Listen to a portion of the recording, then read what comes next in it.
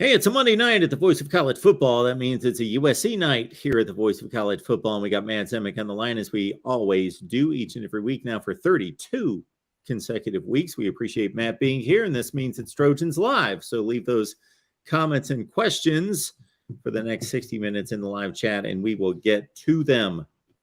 Matt, how are you tonight? I'm just, we did, for those who are, regularly watch our Monday show here at the Voice of College Football, we did a special Saturday morning show, the morning after USC's loss in the Pac-12 championship game. And so if you didn't see that, I was pretty philosophical and matter of fact in terms of, just accepting reality because, and believe me, I'm disappointed. All right. If USC had made the playoff, that's really good for Trojans Wire. It's really good for my website. It's really good for my, the profession I'm in. It's really good for my bottom line. I missed out. I lost something material and tangible as a result of USC not winning that game. So it affects me negatively in terms of, the bonuses and incentives I can make at my job and publicity that we're going to get, and the amount of non-Voice of College Football media involvements that I'll do with other publications, outlets, radio stations across the country. So it negatively affects me. All right. So it sucks. Okay. But just in terms of, being an analyst, just in terms of following this sport, which I've done professionally for 2 decades and which I've been watching for 40 years, the first game the first college football game I ever remember watching, 1981 Gator Bowl, North Carolina, Arkansas, okay, in the Jacksonville Fog. And so, that was Dick Crum's really good late 70s, early 1980s North Carolina teams. And in that 81 Gator Bowl was against Lou Holtz, who did such a very good job with Arkansas when it was still in the Southwest Conference. That's the first college football game I ever remember watching. So I've seen a lot of college football. I've followed this sport for 40 years and covered it for roughly half of that, 20. I've been around the block, and I can just say that USC did not have a college football playoff level roster. And that is something that we talked about all off season on your show at the Voice of College Football. So I said last week, as we prepared for this Pac-12 championship game, I undersold Lincoln Riley and USC. I thought they'd win 10. They won 11. And I did think they'd make the Pac-12 championship game.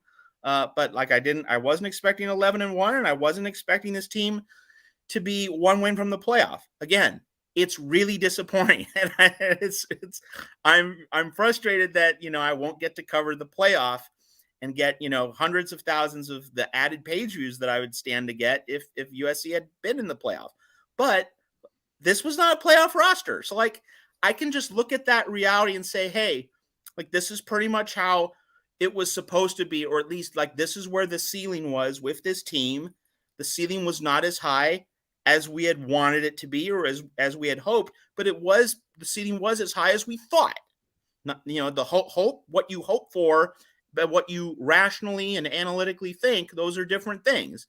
And so just as an analyst, someone who is, supposed to know how to calibrate certain opinions, expectations, this met my expectations. And Utah had a physical team, and Utah also had a deep team. And I talked about Larry Pilgrim, our friend here at the Voice of College Football, our best Utah analyst, the guy who has really good, detailed, granular insights into the Utah program. He said that Utah was going to hold down USC in this game. He said this was going to be more of a better defensive performance from the Utah side than what we saw in October. And he said that Utah was going to have better answers, and it did. And one of the key points that Larry made was that Utah's backups, because remember, no Van Fillinger, all right, no Jonah Ellis. You didn't have 2 of your prime guys on your defensive front. I mean, so Caleb Williams, had his mobility limited. That, so injuries affected USC. You had Andrew Voorhees out. That affected USC. I think one can say coming out of this game that Caleb Williams is the most important player, the most valuable player on USC. And I think you have to put Voorhees second ahead of Travis Dye, because Austin Jones filled in for Travis Dye and did really, really well. But without Voorhees in there for run blocking, you saw how USC's offensive line suffered. And one of the things I emphasized on the Saturday morning show, for anyone who didn't see it here on the Voice of College Football, I made the simple point that against Arizona, against Cal, against Colorado, having Mason Murphy in there as a backup on the offensive line didn't matter, or at least it didn't matter that much. USC still able to ring up the big numbers, score in the 40s, get some wins. It was fine. But Mason Murphy against Utah, even Utah's backups on the defensive front, nope, couldn't get away with that. And that, again, meshes with something we talked about all off season and into early September on your show, Mark, here at the Voice of College Football, that if you got past the top guys on the depth chart on the offensive line and you put those guys against quality opposition, not Arizona, Cal, Colorado, all right? Those were junior varsity games. But you put them up against the varsity, such as Utah, it's going to show up. And it did. So, again, all of this sucks. I wanted to cover a playoff team. I wanted to cover a playoff semifinal. It really affects me materially. My wallet's going to be lighter than it otherwise would have been. But as an analyst, as someone who has watched a lot of football, and who basically knew the score in terms of what USC needed and where USC was thin and how big and how small the margin of error was with this team, couldn't afford an Andrew Voorhees injury against Utah. It could against Arizona, Cal, Colorado, not against Utah. Utah is the big leagues. And this is why Kyle Whittingham and all the patient program building that he's done over several years, it mattered and it showed up. And this is where the idea of, not being able to, or, trying to remake a team in 1 year has its limitations, right? That makes sense. Lincoln Riley being able to change a team in 1 year, going from 4-8 to 11-2, you can do your own process internally and make your product dramatically better very quickly. All right. But that kind of exists in its own context against a full roster of opponents. But against the elite opponents, and it's fair to call Utah an elite opponent, and a defending Pac-12 champion, made the Rose Bowl, almost beat Ohio State. When you're playing against an established team like that, and Utah made the Pac-12 championship game in 2018 and 2019 before that, Utah was appearing in its fourth Pac-12 championship game in the past 5 seasons. When you're going up against that kind of established program, that is when the 1 year makeover runs into limitations, because you haven't built the depth. You haven't built quite as much accountability throughout the whole roster. Now, USC brought in a lot of stars, a lot of great starters, but in a game where depth and attrition were felt on both sides, it stands to reason that Utah's depth and Utah's backups were better than USC's. I mean, we can all appreciate that. That's a pretty logical outcome. And we can appreciate that if Voorhees had been able to play, this game's probably different, but he wasn't. And then again, that's where USC is. It's a program where the 1 year makeover went as well as it realistically could. But if depth ever became a concern, the Trojans were in trouble. And they surely were on Friday in Las Vegas. So when events are, not the way you want them, but they do fit the larger realities and scenarios that you had been talking about for months throughout the summer and into early September, there's only so much disappointment to feel, right? This is what this is what was possible. But this was something that we explored. This is something we anticipated, and it happened. And it sucks that it happened, but it did happen. And so there's only so much disappointment to go around. And I reemphasize one particular point that I made on the Saturday morning show is that, the real crushing disappointments in life and in sports occur when you know that everything is set up for you to succeed. It's all lined up. You have everything going your way. You have the depth. You have offense, defense balance. You have, all seniors, who all know what to do. Your backups are elite the way Nick Saban's backups were on his best Alabama teams. When just, you just plug and play. You can lose a starter here or there, and you have a 5-star stud who's just ready to go, hungry, and you don't have any drop off at any of the 22 positions, or at least close to that. When you're set, when you're fully set, you're fully loaded, and you still don't deliver, that's the crusher. That's the game that you never forget. That's the game that you'll never get over as long as you live.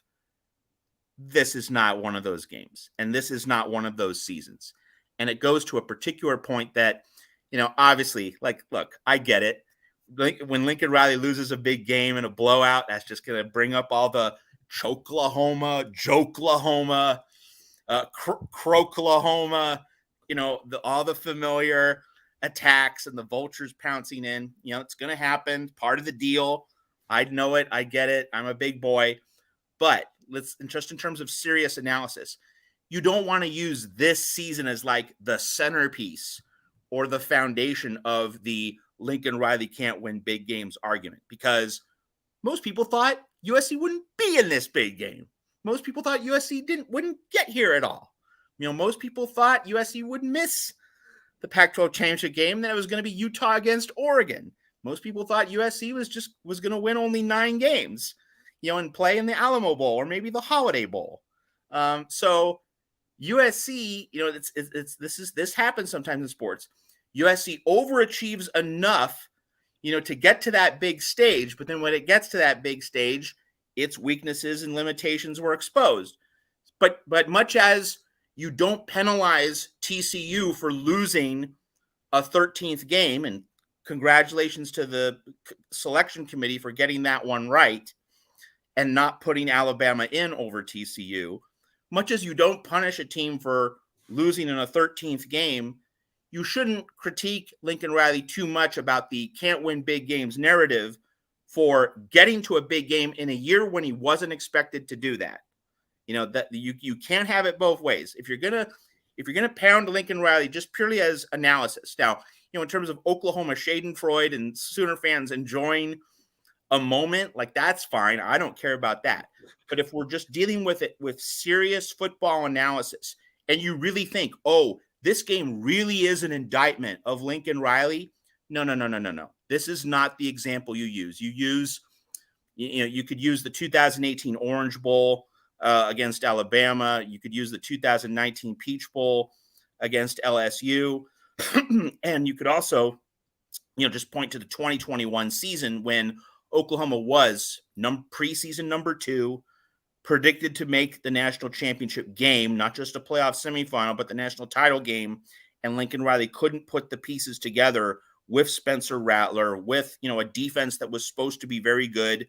One could say that was Alex Grinch's worst season as a defensive coordinator, not getting that 2021 Oklahoma defense to be, a group of bone crushers.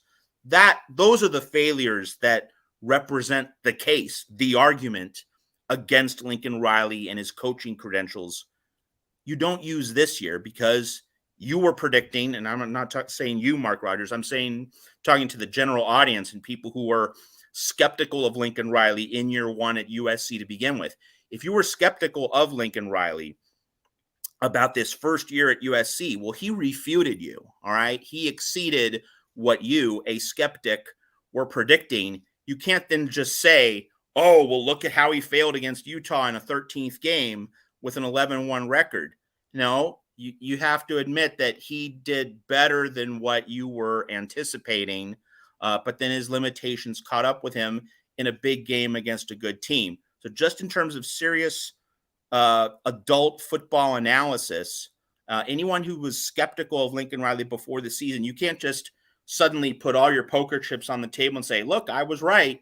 Well, you weren't right for the first 12 games. That doesn't mean like the 13th game proves or validates your thesis. So like that is kind of the disingenuous part of the Lincoln Riley grave dancing. But again, Oklahoma fans, you want to have fun? You should. Like, you've had a tough year. You can go wild. You can party. I don't care. I don't have any problem with that. But just if we're bringing this into serious analysis, and you really do think, oh, this game against Utah in 2022 is the centerpiece of the Lincoln Riley critique, you need to turn in your football analysis card. Much as if you thought that Friday game diminished Caleb Williams' Heisman profile in your eyes, if you think that, again, turn in your football analysis card. Watch some college hoops or World Cup soccer, please. Thank you. Well stated, Matt. I would also say that it is human nature, especially if you're emotionally invested, but even if you just look at the buildup of the season to get to this crescendo and then be let down with a crushing second half versus maybe suffering a loss or two early with an 8 or 9 win expectation, and then running the table and finishing a strong 10-2 when they're not making the Pac-12 title game. Yeah, where there was no big buildup and saying, hey, that was a great turnaround. That was a great first step, that first season, 10-2. Yes. Totally. Like look at like Penn State. I think Penn State's a pretty good example there, because Penn State lost its big games in the middle of the season, but was clean Gene in November, has several game winning streak to finish, and just moves up the rankings and gets the Rose Bowl bid. So you can say, like, okay, Penn State has the Rose Bowl and USC's playing Tulane in the Cotton Bowl, so Penn State must have had the better season.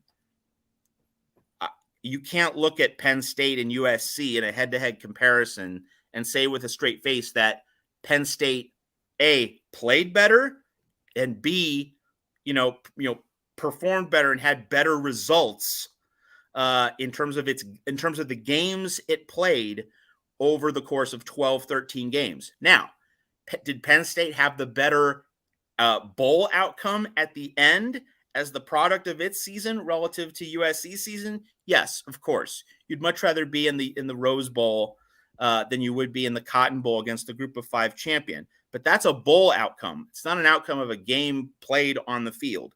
In terms of the games that these teams played during the season, USC was better, and USC had the better resume, and USC got more out of its talent than Penn State. But because Penn State won its last several games and finished 10-2, just as you kind of outlined in terms of your hypothetical, there's no withering criticism of James Franklin.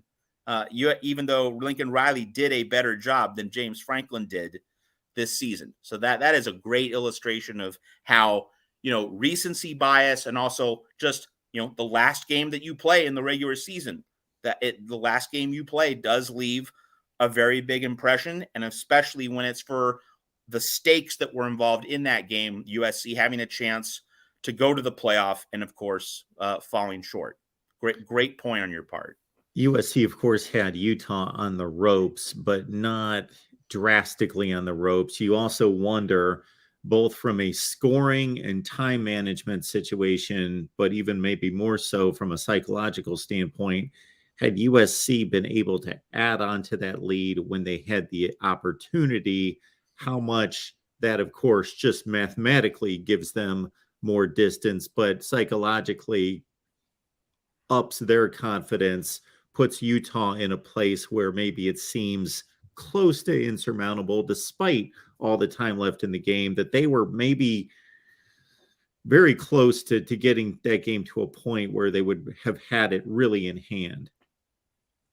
There's no doubt about it. And we could see everything turn after that moment. We could see Utah steadily growing in confidence. Neither team was good on third downs in the first 20 minutes of that game.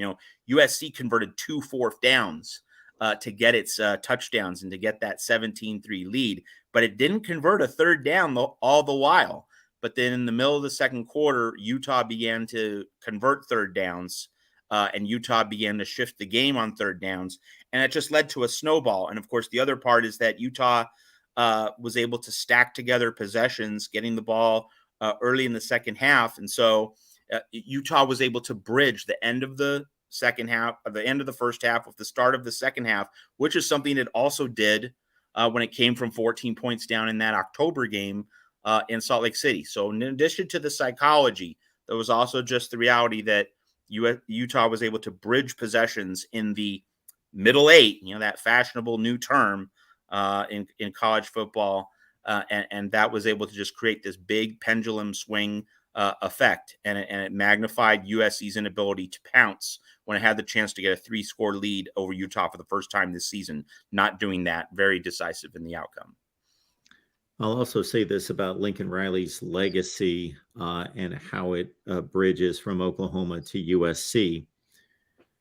We will find out in future years whether Oklahoma, and for as great as the program is historically, from a brand standpoint, and then from the standpoint of facilities and resources and everything that goes into what's happening right now, whether that is truly a place where you can win a national championship.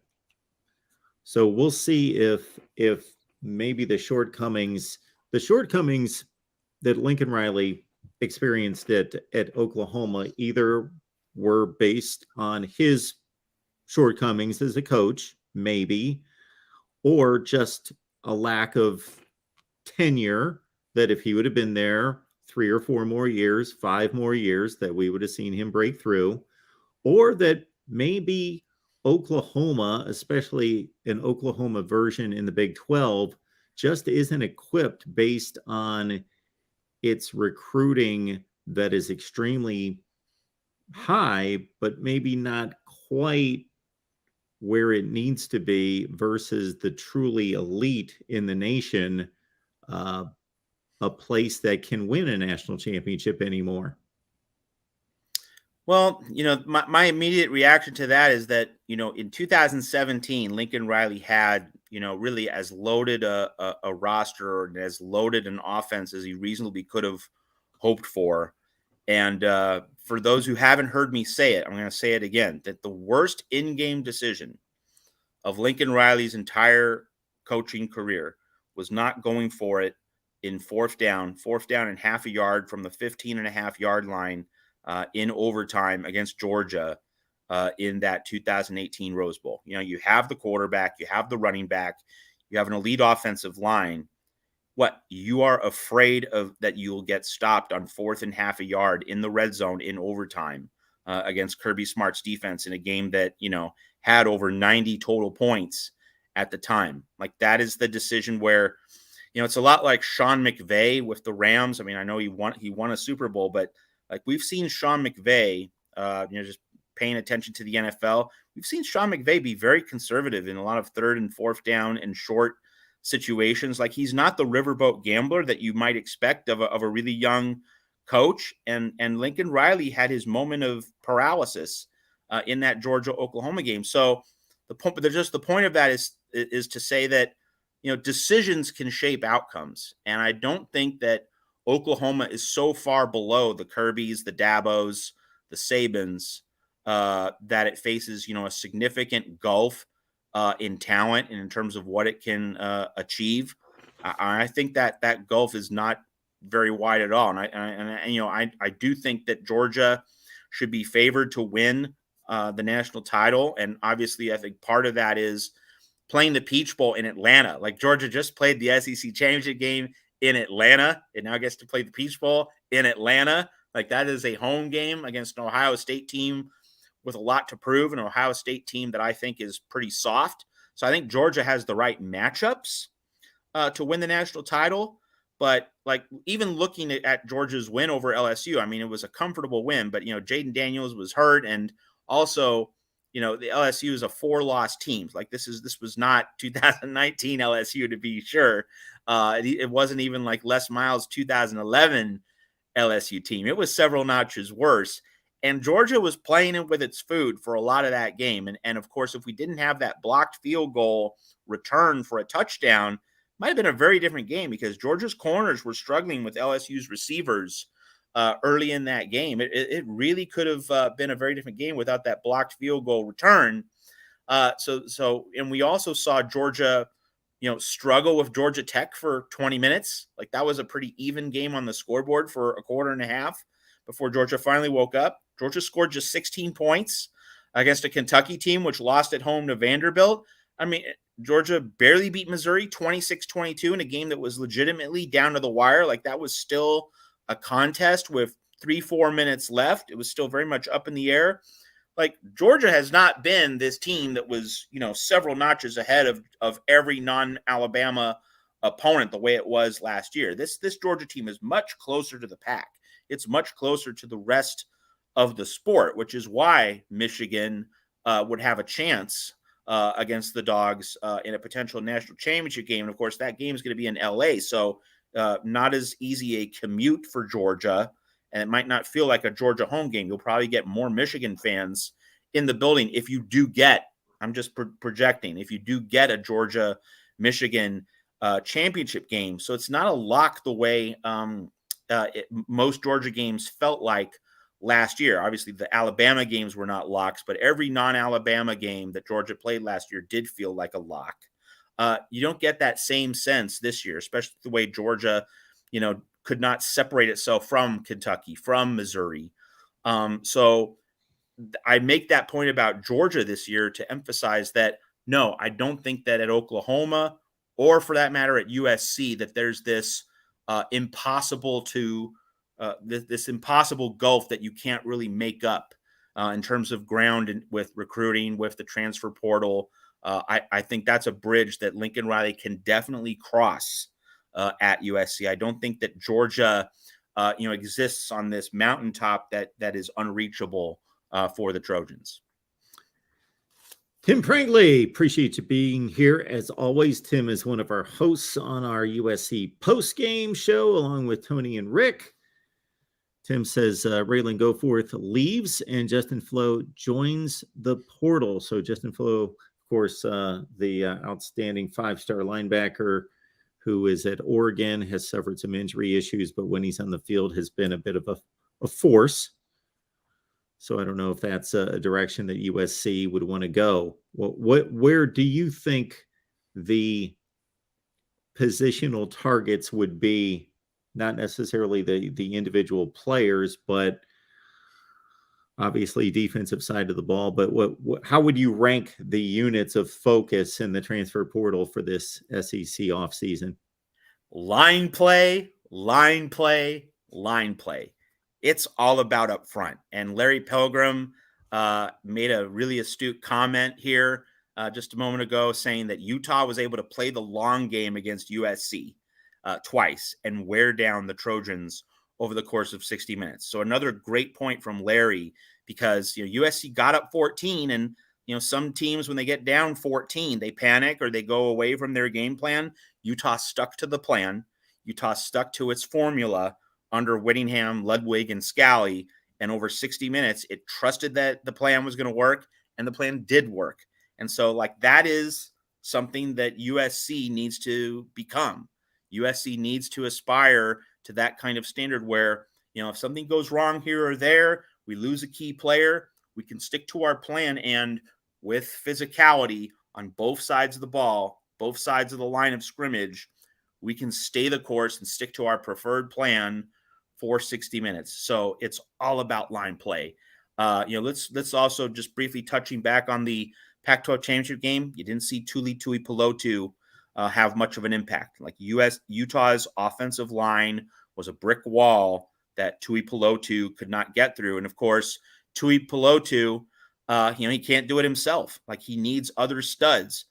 Corey Foreman made the big play to seal the UCLA win, and there was a little glimmer of hope that maybe that interception to seal the UCLA win is going to finally unleash the beast. It's going to enable Corey Foreman to be that player, to be that highly touted all-impact recruit that USC hoped he would be when Dante Williams brought him in. No, didn't happen. Didn't happen against Utah. Corey Foreman just not ready to make that kind of impact yet.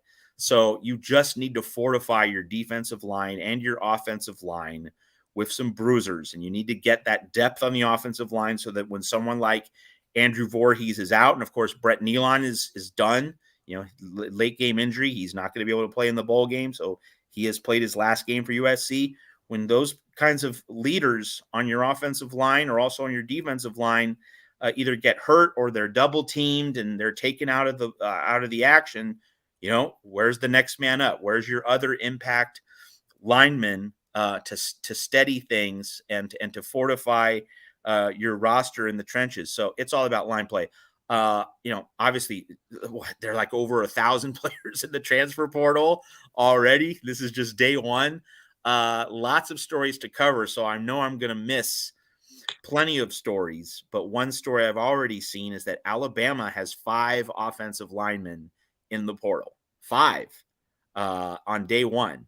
So you think that Josh Henson and Lincoln Riley could at least make a run at 1 or 2 of them. Now, I know that Alabama didn't have a great offensive line this year, but like Josh Henson certainly did a good job with Bobby Haskins, the offensive line transfer from Virginia. Like, he was a crucial piece of this offensive line over the course of the season when you had, Justin Dedich got injured for a little bit in the middle of the season, week 5, week 6, Arizona State, Washington State.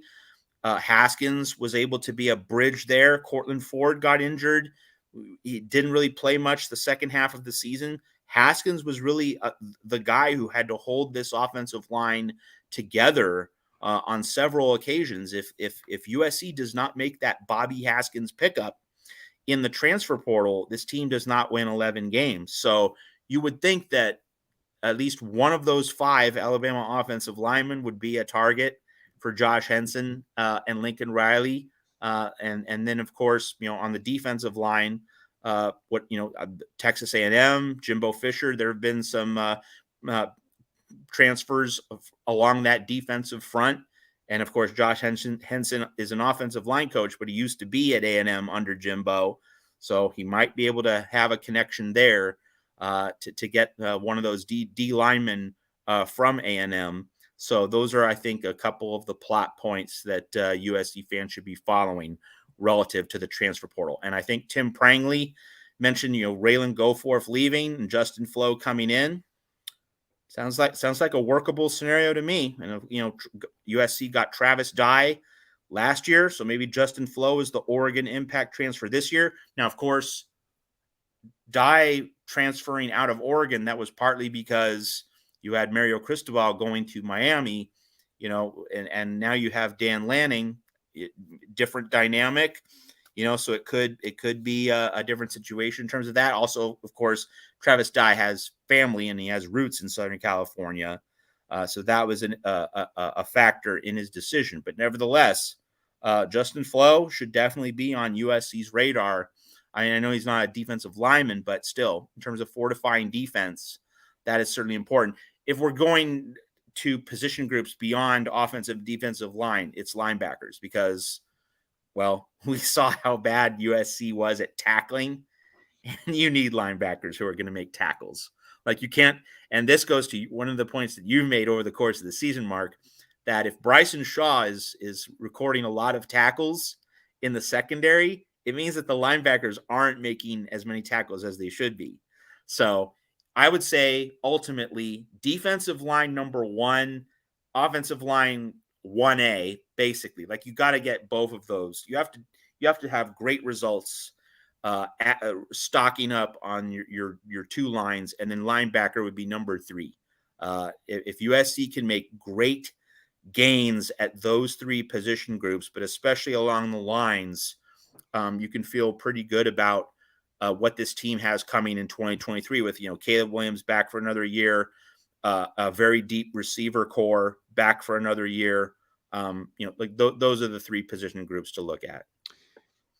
And while, of course, the transfer portal is more about 2023 specifically, as we also near National Signing Day, that's about future years. And starting in 2024, that means life in the Big Ten, and linebackers are more at a premium in regards to their worth and their value against running games in the Big Ten.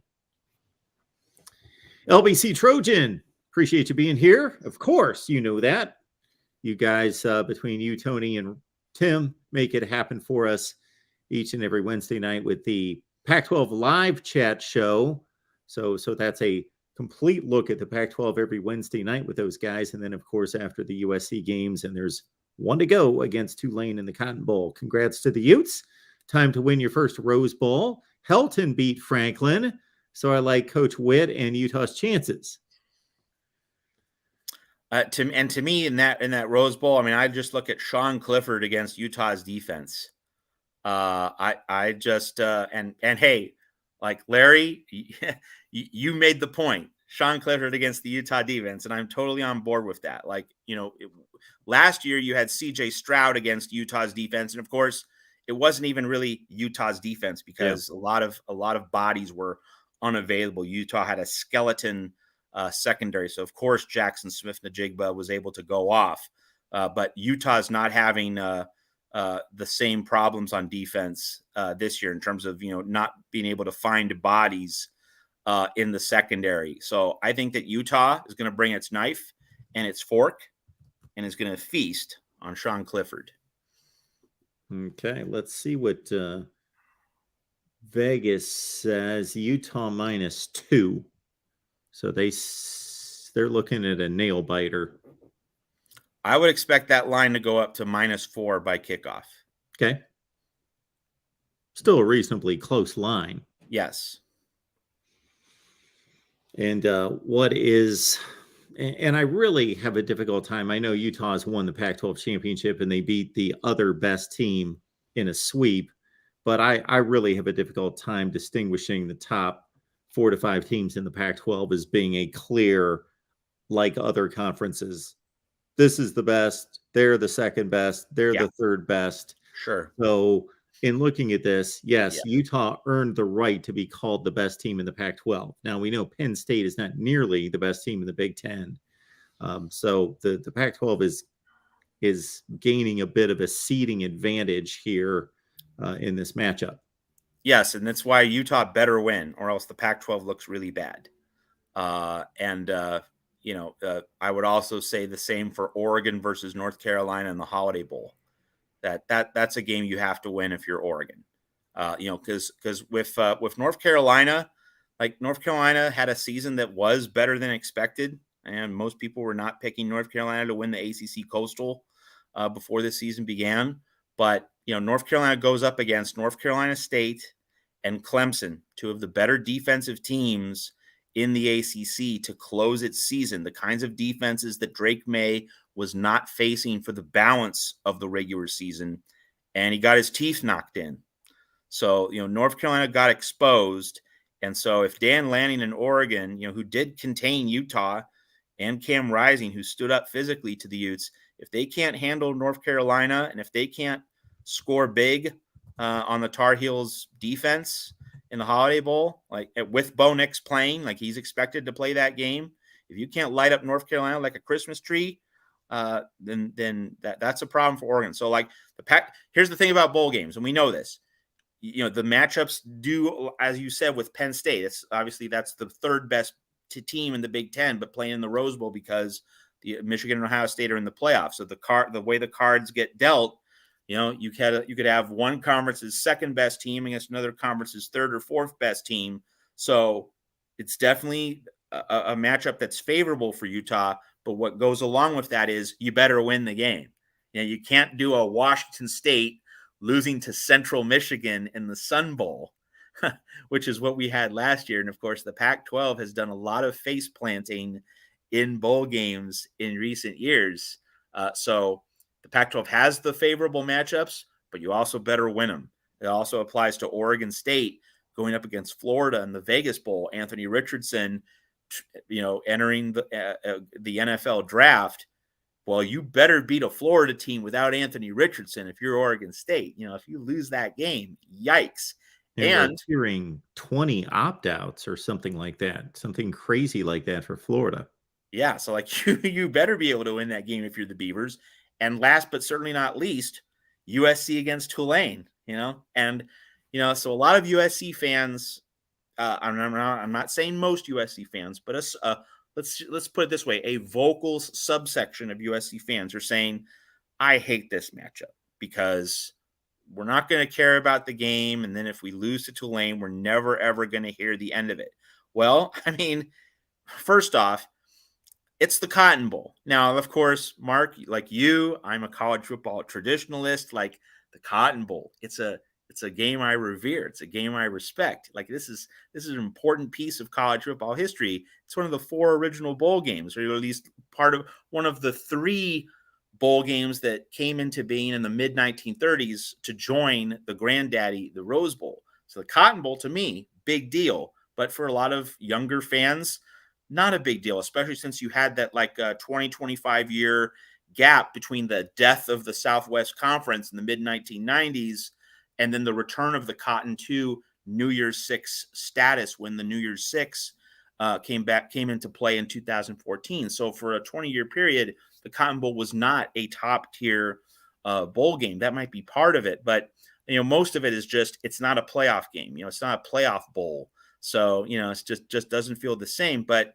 to me, the Cotton Bowl is a big deal. But the other thing is, like, you're in a New Year's Six bowl. Like, you're not playing in the Alamo Bowl. You're not playing in the Vegas Bowl.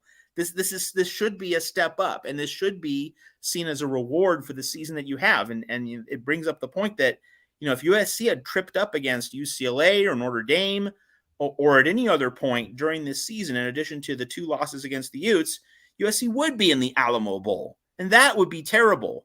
But you're in the Cotton Bowl and you've made the New Year's Six. To me, the New Year's Six should confer a certain degree of stature and status. And if you're in a New Year's Six game, that should be seen as a big moment for the program. If getting to the New Year's Six, as opposed to the Alamo or Holiday or Vegas Bowls, doesn't really mean anything, why are we playing these games? Because, only one team is going to win the conference championship, and Utah's a really good team, and it won the conference title. But, for people who follow Pac-12 football, getting 2 teams in the New Year's Six is a really big deal because that has not been an automatic thing for the conference. Go through the 9 years of the playoff and New Year's Six going back to 2014. The Pac-12 getting 2 teams in the New Year's Six does not happen regularly. It happens occasionally, but it's not an annual thing, to be sure. So like that should matter to USC. And Lincoln Riley fact here. Lincoln Riley has never, ever, ever lost more than 2 games in any season that he's coached since he came to Oklahoma as offensive coordinator in 2015 under Bob Stoops. So the two years that Lincoln had under Bob Stoops as a coordinator, and then the next several seasons he's had as a head coach, Oklahoma, his 5 years there with the Sooners from 2017 through 2021, and now in 2022 at USC, he still has never lost more than 2 games in the past 8 seasons. At the 7 at Oklahoma and this one at USC. So winning the Cotton Bowl means that streak gets preserved. And so to me, that's also a big deal. And that's also a point of pride. And that carries us into, since we're talking about the Cotton Bowl and USC's game, that carries us into another thing. And that is, do you play Caleb Williams in this game? And one of the things I said on Saturday for people who missed it on our special bonus show here at the Voice of College Football is that if Caleb Williams is fine, he should play. Now, I'm not saying he is fine, okay? I'm not making any judgments about the severity of the injury. Lincoln Riley did say it was a, quote, significant injury. And he's, if the game was in 2 weeks, he definitely would not be able to play. But USC has 4 weeks. And so, we'll see. Now, so here's the thing. I have no idea just exactly how severe the injury is. But if it's pretty clear after 3 weeks, so Christmas Day, the Cotton Bowl is on January 2nd. If you get to Christmas Day and it's pretty clear that Caleb Williams is capable of playing without too much of risk at all, you play him. And if there's a real question about whether he should play and you're just not sure, if it's murky, if it's uncertain, you don't play him. It's really that clear that you don't risk Caleb Williams' body over the Cotton Bowl if it's like this 50-50 shot, or even 60-40, or even 70-30. But if he can be 90%, close to 100%, and he has most of his full mobility and range back, you play him, because this is USC, and you should treat the Cotton Bowl with respect. You should treat a New Year's Six bowl game with respect. And one particularly smart USC commentator I follow, she said that Caleb Williams is exactly the reason USC is going to win this game, not just because of his talent, but because he's going to be that leader in the locker room, in the inner circle, who's going to say, no, guys, we're not going to take Tulane for granted. We're not going to treat this as some third-rate bowl game. This is the frickin' Cotton Bowl, and this is a chance to play in a big New Year's Six bowl game, and damn it, we're going to win. And this is how we carry ourselves. Caleb Williams is the guy who's going to provide that kind of leadership. So not just his talent, but his leadership is why USC is going to win, if he can play and be reasonably effective. So I'm not saying you put him out there no matter what. I'm not saying that you play him if you're unsure. I'm saying that you play him if you're confident that after 3 weeks of rehab, he looks pretty much ready to go. But if it's a question mark and you're unsure, yeah, then you play Miller Moss, and you live with the consequences, and you try to really coach up this team and give it the best shot you have. But if Caleb Williams, after 3 weeks of rehab and going into the week before the Cotton Bowl, looks pretty good and isn't really suffering significant after effects, play him. He is going to be your quarterback next season. So it's not as though if he lightly tweak, if he's pretty healthy, but he lightly tweaks something that, your 2023 season is shot. It's only if it's a real question. If it's a real question, then you obviously don't play him. But if he comes through the rehab fine, you should go after this game. That is the point I'm trying to make, that you shouldn't treat this as, a nothing game with no consequences, with no stakes, with no value. No, there's a lot of value here. And it's not just, let's not lose to Tulane. It's about, you're USC and you're playing in a big New Year's Day bowl game, which, hello, you haven't been in since the last Cotton Bowl in 2017, USC against Ohio State with Sam Darnold. Like, you've been waiting 5 years to play in the Cotton Bowl. I mean, obviously you wanted the Rose Bowl or the playoff. If you could have gotten there, that would have been a better outcome. But the Cotton Bowl is not the same as the Alamo Bowl. The Cotton Bowl is not the same as the Vegas Bowl.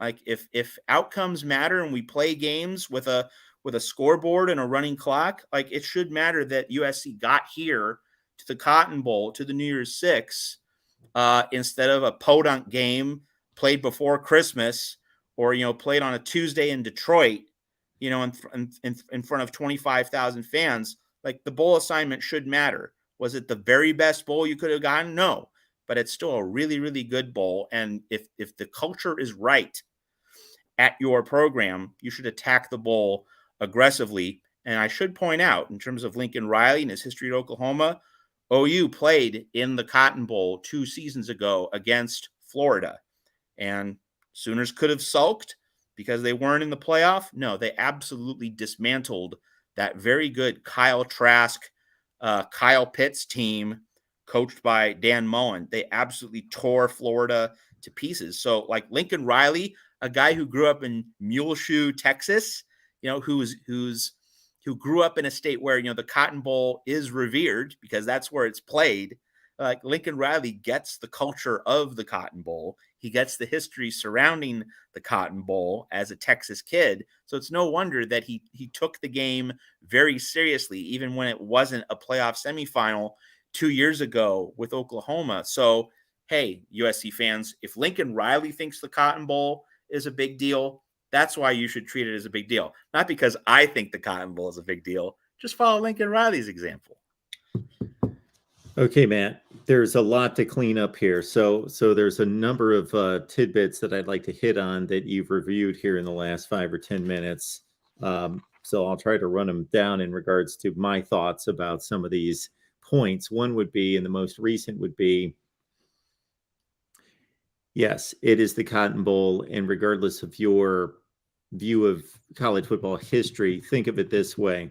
What do we constantly do during these discussions? We're looking up records, we're looking up these sorts of things. And when you post a USC all-time bowl record, you want that record to be as good as it possibly can be. When we look up top 10 finishes for teams, how many times did USC finish in the top 10? Well, they're going to finish in the top 10 if they finish out this season with a win. If they don't, they will not finish in the top 10. All of those things that we seem to run to as college football fans when we're making arguments about who's got the greatest program, who did this, who did that. Well, it goes back to games like this. What's your bowl record? How many times did you finish in the top 10? Those sorts of things come up on a regular basis.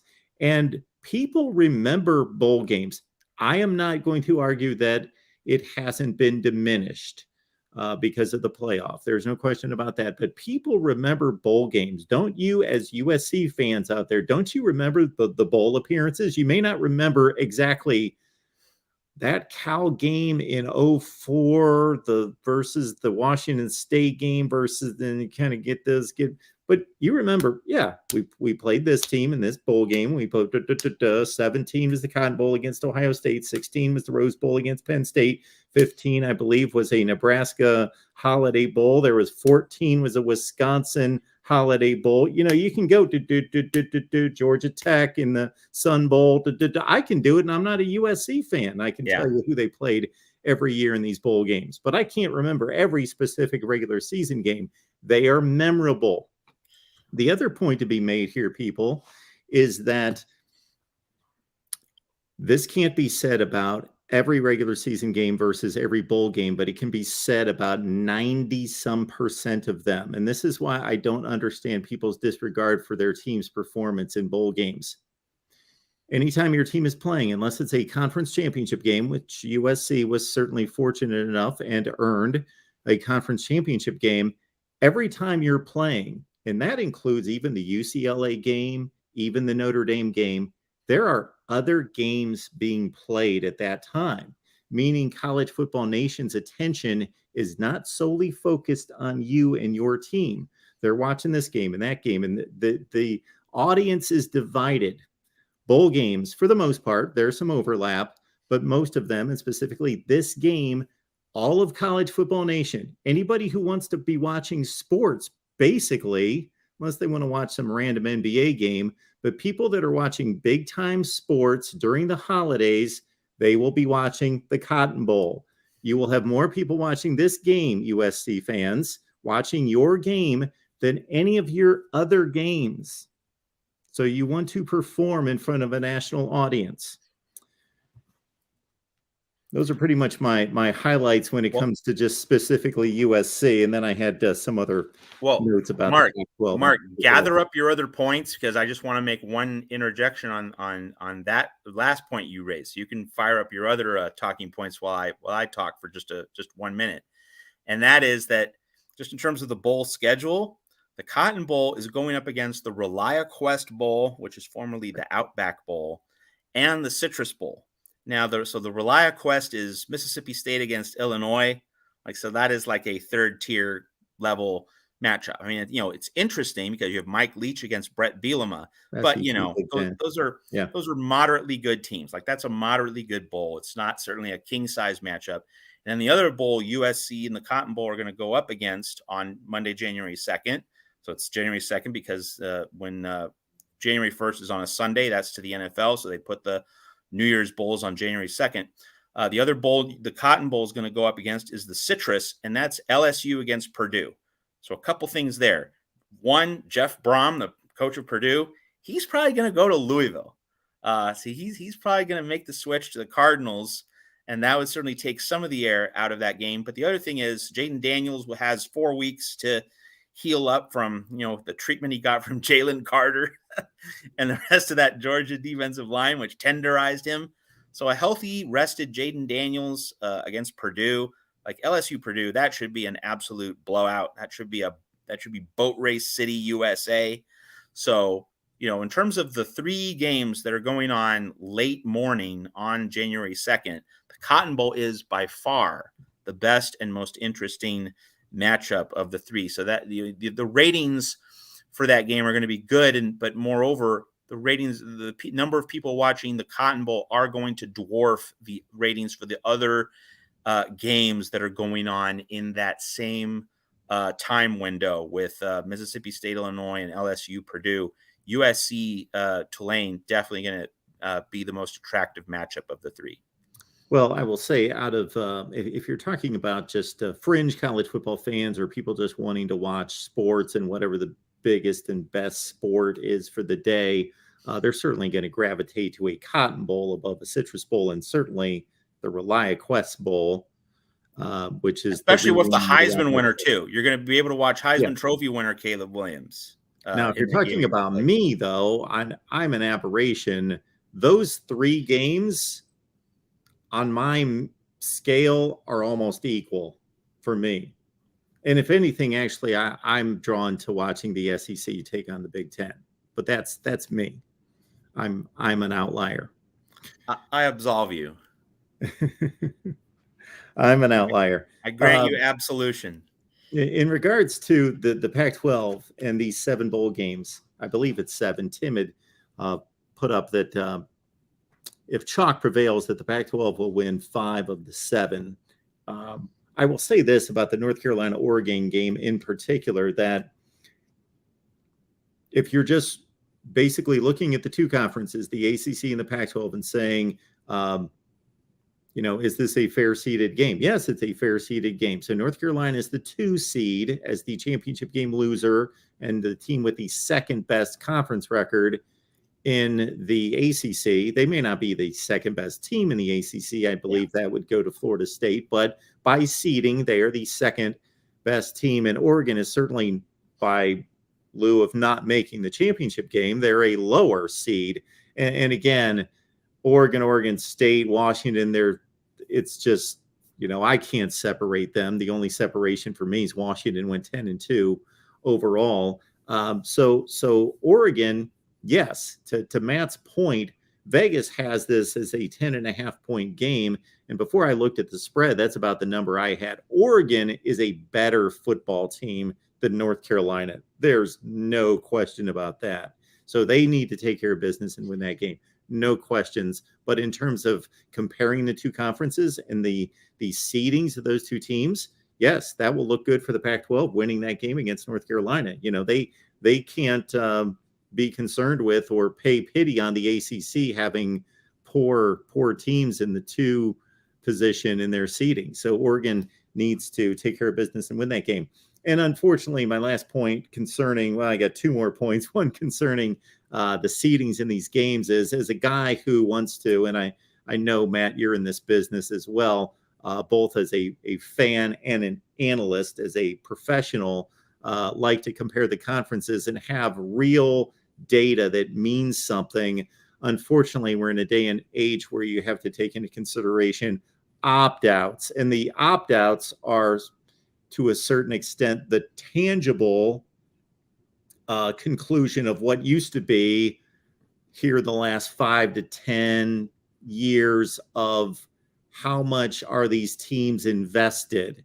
And so it used to be an intangible of us kind of guessing who's up for this game, who's not up for this game. But the players still all showed up for the game. But is this team that expected to be elite, to be playing in a New Year's Six Bowl, are they let down and not going to show up? Now we tangibly know players will not be showing up for the game. And then we've got to kind of gauge it. Well, they're missing 4 guys. They're only missing 2, or whatever the case might be, because I like to look at these bowl results as a way to measure the conferences and evaluate the conferences and compare the conferences, because the one advantage of bowl season is, even though the seedings aren't perfect, they're extremely close. So they're either dead on or they're within 1 or 2 seeds. So they're comparable matchups versus the non-conference games in September, which, based on scheduling from 10 or 12 years ago, typically give us very uneven matchups in regards to seedings and trying to compare teams from different conferences. So I love the bowl games for so many different reasons. Just takes me back. It's tradition. It's it's just, it's Americana, and I love the bowl games, and I will forever love the bowl games, and nobody can tell me that they're meaningless. And my trump card there is, again, I will go back to, when is your team going to be watched by more of an audience in what is typically an exclusive TV window, or in this case, shared with other two inferior games? I would only make the added point that, bowl week, or at least the heart of the bowl season, it occurs during the 1 week of the year when, like, the day of the week doesn't matter, right? And Yeah. this is not a sports point. This is a living in America point. Like, the week between Christmas Day and January 1, or in this case January 2, like, the days of the week melt away. Like, no day feels like a Tuesday or a Wednesday or a Thursday. It's just that 1 week. And, obviously a lot of people are taking time off because you have the two holidays and you have the two big weekends, especially when the observation of these two holidays is either on a Monday or a Friday. So this year, this bowl season, the observed holidays are on Mondays for Christmas and then for New Year's. So, like, especially Friday, December 30 through Monday, January 2nd. That's just a 4-day weekend when people are just going to be taking time off and they're going to be watching football. Yeah. So, like, the bowl games are situated at a point on the calendar. It's not just the product itself. This is a time of year, middle of winter, 2 holiday weekends. People need a break, from life and all its troubles before you go back to your regular, ordinary workaday existence. That's another reason why these bowl games are such television magnets, and why ESPN, has put so much effort into putting as many of these games on TV as possible. Let's remind ourselves that it's not about the ticket sales, especially in places like the Bahamas Bowl, or these other games that are, we've seen a real proliferation of pre-Christmas bowl games. And a lot of people say, well, why the short break between the end of the regular season and bowl season? And why play these games in out of the way places before 10, 12,000 fans? Like, the television optics are terrible. This must be bad business. No, you're getting all these television eyeballs, and you're getting all this real estate for advertisers. That is where ESPN prints money with these bowl games. And so you have an audience that is just willing to just sink into its couch in the middle of a bitter winter, in most of the country, and not so much here in Phoenix or in Southern California, but certainly like in all those Midwestern and Southern and Northern markets. There's just an avalanche of advertising opportunity, and it reinforces just the centrality and visibility that these bowl games really have. I think that a lot of people, and you would agree with me, Mark, underestimate the reach that these bowl games have as a television entity. You bring up a good point that I underline during this type of discussion on a regular basis. People mistakenly, and I get it, it's not out of anything that wouldn't make sense to the eyeball. When you see a stadium that's 85% empty, you equate that to, well, nobody cares. This doesn't mean anything. But when you've got a school from the MAC playing a school from the Sun Belt Conference, and they're playing in the Bahamas, or they're playing somewhere that's, two smaller schools where only so many people are going to travel that far, only so many people from the immediate area are going to go to that game, you're going to have a small attendance at the game. However, do not mistake that with how many people are watching on television. Take some of your favorite college basketball games during the winter that you hold dear. Oh, it's Louisville, Kentucky. That's the classic example. It's not going to come close to the TV rating that, any of these bowl games will hit. No question. Yep, that's right. Absolutely. It was brought up a few times in the chat, and I remember it well, that Lincoln Riley, obviously, in the opener against Tulane last year as coach of Oklahoma, went up against Michael Pratt and the Green Wave. And Michael Pratt dove and almost made a 4th down conversion around the 45-yard line that would have made things extremely nervous and interesting late in the game. but Oklahoma made that stop in a game that they had well in hand, but turned into a 40-35 white knuckler against a Green Wave team that typically was winning, having posting those 7-6 kind of seasons with a bowl trip, and then they capsized at 2-10, but we didn't know it at that time. That was week 1, so not a very good Green Wave team last season. But Oklahoma barely survived that one.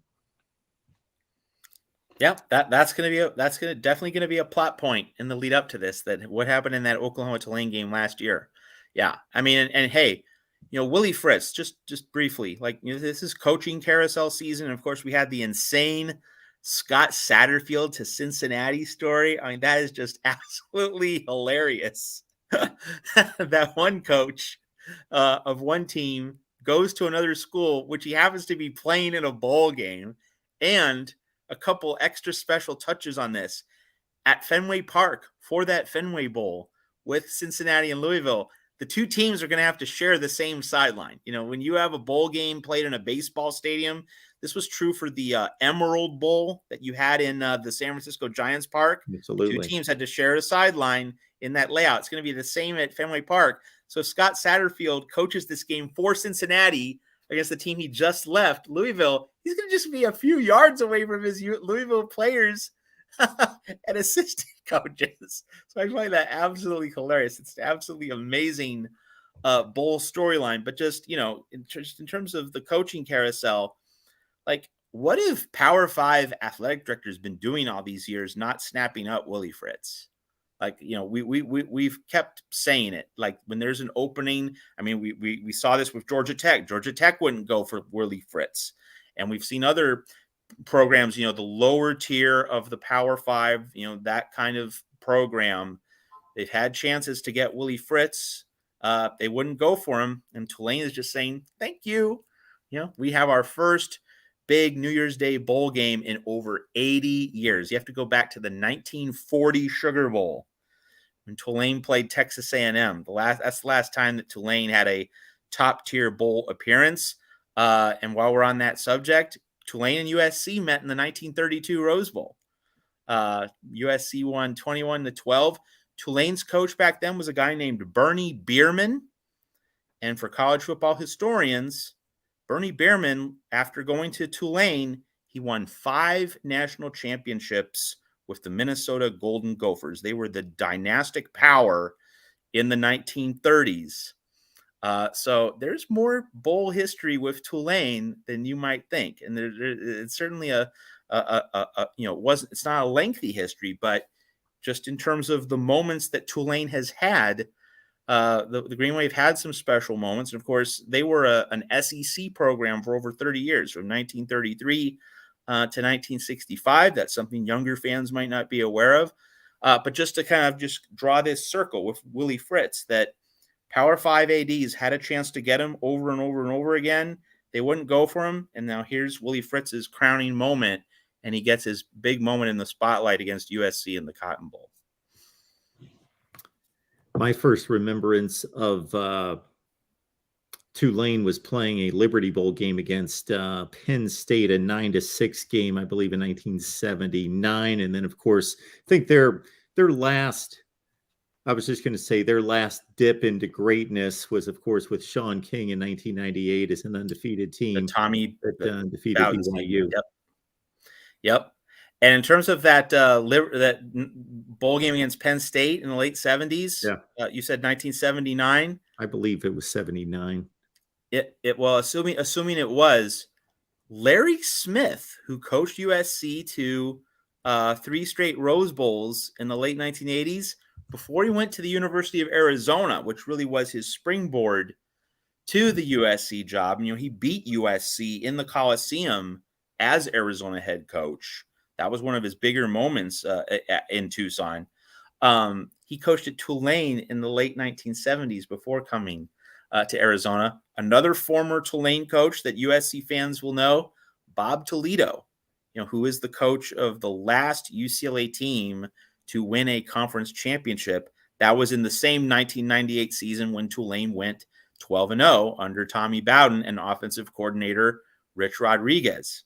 So some fun facts that, well, I don't know if you knew them, but if you didn't, you know them now here at the Voice of College Football. Yes, that in fact was 1979. And of course, Penn State playing in a Liberty Bowl was not a vintage Penn State team at 7-4, taking on the Green Wave at 9-2. Yes, Larry Smith and Joe Paterno in that one. Great stuff. Yep. Matt, Mac Brown is another former Tulane coach. That's right. Absolutely. And folks who are NFL fans as well, you may not be aware that Tulane Stadium was a common Super Bowl site in the early years of the Super Bowl. That would have been Super Bowl IV, Chiefs, Vikings. If you're a big NFL films fan and you're familiar with the Hank Stram on the sideline, matriculate the ball down the field, boys. 65 toss power trap. Yeah. All those calls on the sideline. The first Super Bowl coach to be mic'd with his black suit on with the Chiefs patch on it. That was at Tulane Stadium. And the final Super Bowl played at Tulane Stadium was a Vikings Steelers game in 1975. And then the next go around, and actually that game was supposed to be played in the New Orleans Superdome, but it wasn't quite ready. And then its first Super Bowl was Cowboys Broncos in 78. Yeah. And of course that Super Bowl IX, it was an ugly, windy, cold, blustery day. Yes. And so it reminded everyone why the Superdome was being built. Absolutely. Great stuff. One last thing I'd like to get out. Yeah. Just a couple other little tidbitty type things. One is that USC lost its last game of the regular season, its first game of the regular season under Pete Carroll and Lincoln Riley to Utah in Las Vegas. USC losing to Utah and the Ron McBride team at the end of its 2001 season in Las Vegas. And you have this one. That's another interesting parallel. And also USC is going to start and end its 2022 season playing teams that have hosted, whose former stadiums have hosted Super Bowls. USC opened its season with Rice, and Rice Stadium hosted Super Bowl VIII between the Vikings and the Dolphins. So USC finishes its season with Tulane, which, as you've just outlined, hosted Super Bowls IV and IX. So just bowl tidbits. If you like bowl tidbits, this show has been the broadcast for you here at the Voice of College Football. That's great stuff right there. That's, Matt and I think could go on about this stuff forever. But folks, for those of you who've not been watching football for as long as Matt and I have, it's inconceivable to a football fan in 2022 that a Super Bowl could be played at the likes of a Rice Stadium in Houston, with about 74,000 people, large enough stadium, but just not the majestic look of these palaces that they're played in now when you see those shots from Bob Greasy, Paul Warfield, and Larry Zonka and his Super Bowl MVP performance against the Vikings there. Great stuff. I did want to get your thoughts, Matt, on Caleb Williams being also accompanied with Max Duggan, CJ Stroud, and Stetson Bennett. Stetson Bennett over Hendon Hooker. That is a disgrace. That is awful. That's what I thought you would say. That is absolutely atrocious. And here's the thing.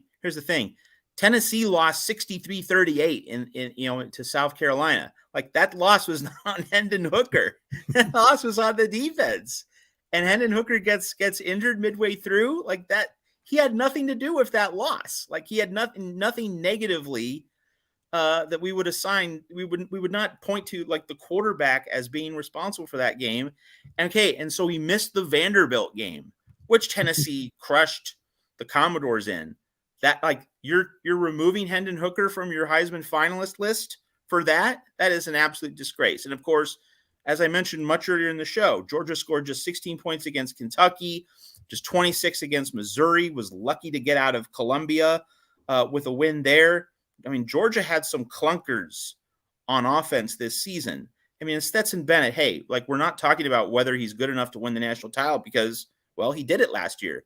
and he's already triumphed over his critics. He's gonna, he's had a great collegiate career with a national title. He's going to be remembered forever. People have said, he's going to have a great career selling insurance in Atlanta after he hangs up his cleats.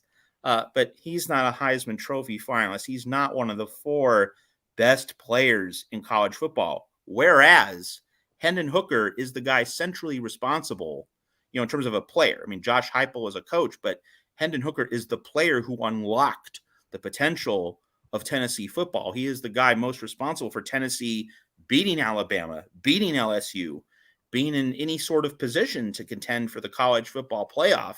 And you're leaving him out while you have Stetson Bennett in. Like, it's not even close. Hendon Hooker, 27 touchdowns, 2 interceptions, leading a high octane, aggressive offense, being asked to shoulder the full load for his team in a way that Stetson Bennett never could, with a very strong Georgia defense and a lot of NFL draft level talent surrounding him. Like this should just be 2 + 2 = 4 in terms of the degree of difficulty in making this comparison between Hooker and Bennett. And yet Heisman voters couldn't do that. And it just reinforces the point, Mark, that the Heisman Trophy has devolved in terms of, voters. It's all about the best quarterback on a team in the college football playoff. If you're not in the college football playoff, or, in previous years, the BCS title game, you have to be so much better than everybody else. Think, Robert Griffin III with Baylor in 2011, where there's basically just no alternative.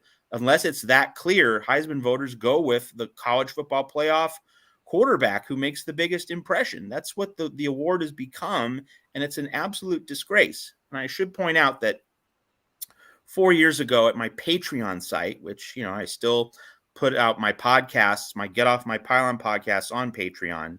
But I should just point viewers here on the Voice of College Football to a column that I wrote 4 years ago. It's on my Twitter feed at Matt Zemek, twitter.com/Matt Zemek.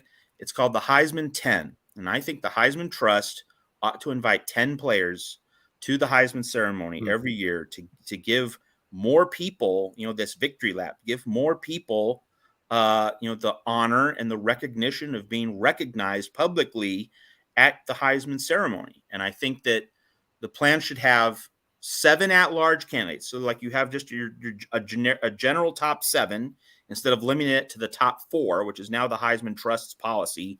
They have 4 set finalists every year. That started last year. You should have 7 instead of 4, just in terms of set candidates.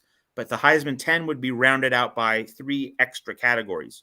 You always have a defensive player, so that a really good defensive player is always recognized at every Heisman ceremony every year. You always have a lineman, so that line play is always recognized as part of being the best, most outstanding player in college football.